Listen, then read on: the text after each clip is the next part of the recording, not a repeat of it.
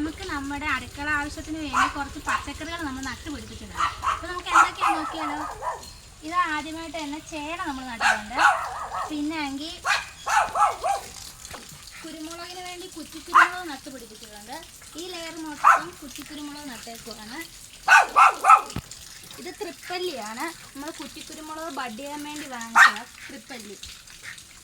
ഇതിനകത്ത് കുറ്റിക്കുരുമുളക് ഉണ്ടായിട്ടുണ്ട്, കായ്ച്ച് നിൽക്കുകയാണ്. പിന്നെ തിരി വന്നിട്ടുണ്ട്. പിന്നെ ഇതാണെങ്കിൽ വഴുതനങ്ങ ചെറുതായിട്ടൊരു പെട്ടിയിലായിട്ട് ഇഞ്ചിയും പച്ചമുളകും കൂടെ നട്ടുപിടിപ്പിച്ചേക്കുവാണ്. പച്ചമുളക് ആയിട്ടുണ്ട്. നമ്മൾ കുറേ ഇതിൻ്റെ പറിച്ചു ഇന്നലെ പച്ചമുളക്, എന്നിട്ടും കുഞ്ഞു കുഞ്ഞായിട്ട് ഉണ്ടായി വരുന്നതേ ഉള്ളൂ. നമ്മുടെ ആവശ്യത്തിന് മാത്രമാണ്.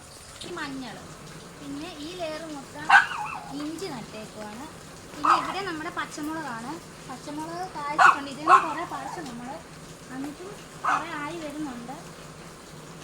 കുറേ പച്ചമുളക് ആയി വരുന്നുണ്ട്. പിന്നെ ഇത് ചീമച്ചേമ്പാണ്. ഇതും ചേമ്പാണ്.